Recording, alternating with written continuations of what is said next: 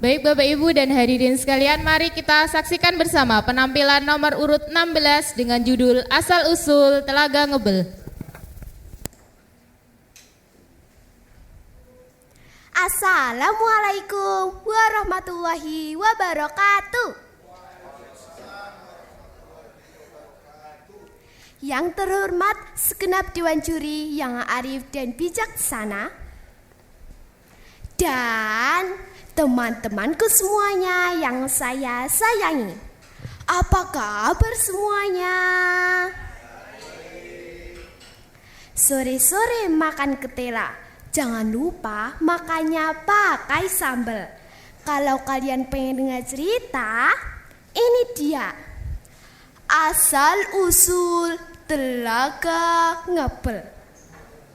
Cerita ini saya ambil dari buku Ki Ageng Mirah, Cerita Rakyat dari Ponorogo, karangan Maini Trisna Jayawati, diterbitkan oleh Pusat Bahasa Kementerian Pendidikan Nasional tahun 2010.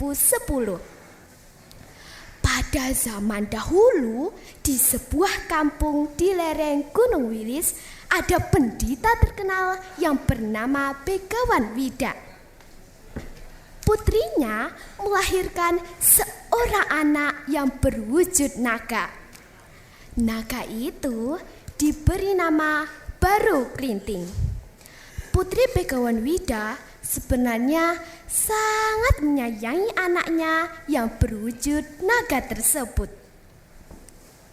Tak lelo ledung, cup menengok anakku cah bagus. Anakku sing bagus rupane,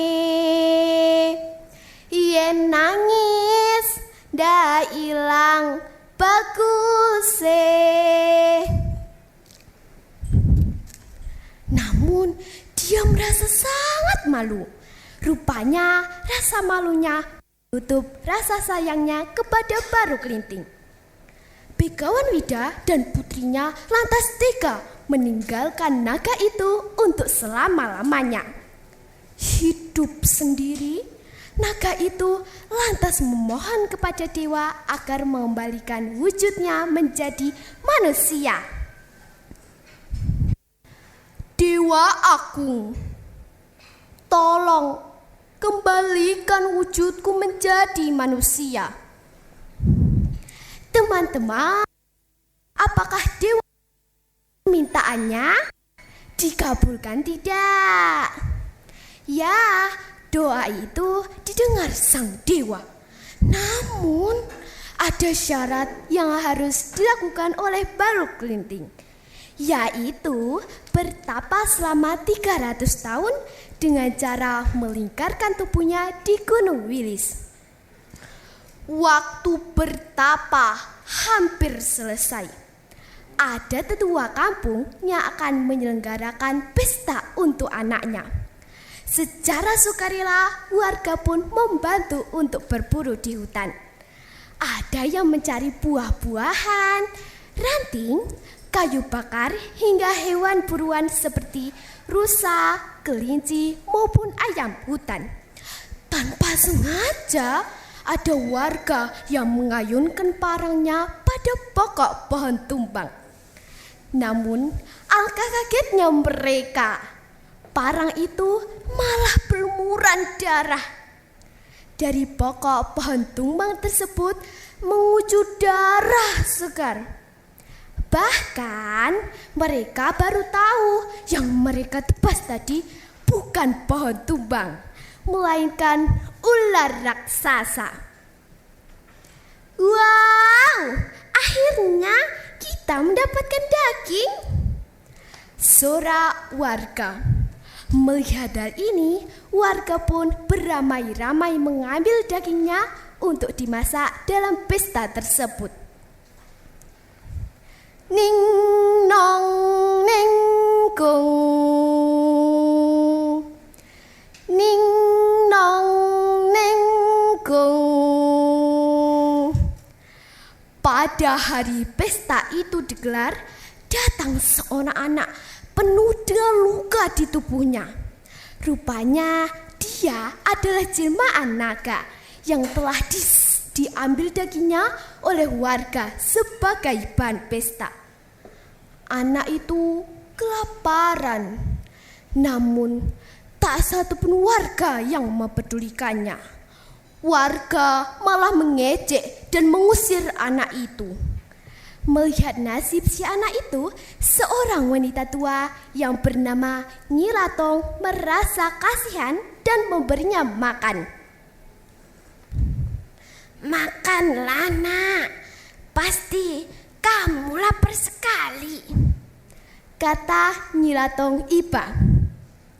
Rupanya masih ada orang yang baik di kampung ini. "Nyi, tolong siapkan lesung. Bila terjadi sesuatu, segeralah naik lesung tersebut." Begitu pesan Baru Kelinting. Baru Kelinting pun segera kembali ke tempat pesta. "Gong, gong, gong. Wahai warga semua, aku tantang kalian semua untuk mencabut sebatang lidi yang kutancapkan ini." Tantang Baru Kelinting. Seorang laki-laki maju untuk mencoba. "Baiklah, aku akan mencoba. Tentu saja ini sangat mudah bagiku." Apa? Tidak bisa." Seorang laki-laki yang berbadan kekar dan besar tak mau kalah untuk mencoba. "Aku adalah orang terkuat di kampung ini. Mustahil aku tak bisa mencabut sebatang lidi ini." Tak satu pun warga yang mampu mencabut sebatang lidi tersebut. "Lihatlah ketamakan kalian, wahai manusia. Lihatlah ketidakpedulian kalian pada sesama. Pada manusia yang cacat sepertiku, kalian layak untuk mendapatkan balasan setimpal." Baru Kelinting segera mencabut sebatang lidi tersebut. Keanehan pun terjadi. Dari lidi itu mengucur air terus-menerus hingga menenggelamkan kampung. "Aku harus segera naik lesung ini sesuai pesan Baru Kelinting," kata Nyi Ratong sambil bergegas naik lesung tersebut. "Tolong! Tolong!" Nyi Ratong yang memberi makan Baru Kelinting selamat karena naik lesung.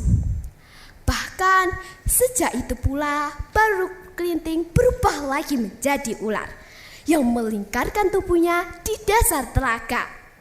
Genangan air itu pun berubah menjadi telaga yang disebut Telaga Ngepel.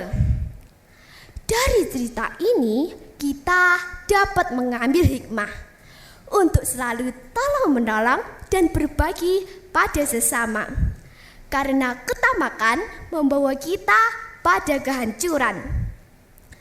Remember, help each other, and we will happy life together.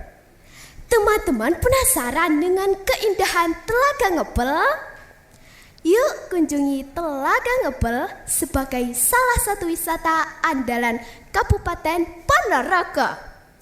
Sekian dari saya. Wassalamualaikum warahmatullahi wabarakatuh.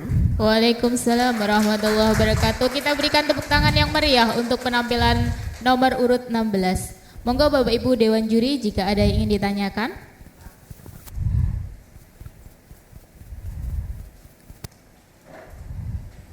Baik, Adik, sudah sering ke Ngebel ya? Sudah. Biasanya kalau ke ngebel apa yang disukai? Melihat pemandangannya. Pemandangan, kapalnya, Ya. mungkin kulinernya. Ya. Buah apa biasanya kalau di ngebel itu yang disukai? Nangka. Nangka. Nggih. Bukan durian ya, malah nangka ya. Ya. Tadi bapaknya baru kelinting tadi Begawan siapa tadi? Begawan Wida. Begawan Wida. Begawan Wida itu kalau di bahasa Jawa namanya Begawan Wido ya. Jadi apa si baru kelinting tadi kan mencari bapaknya itu sambil nyium-nyium gitu loh. Makanya di sana ada namanya Desa Gondowido, mencari baunya Begawan Wido. Nah itu setting ceritanya sebenarnya itu. Di sisi timurnya. Makasih ya. Terima kasih atas pertanyaannya. Kita berikan tepuk tangan sekali lagi untuk penampilan nomor urut 16.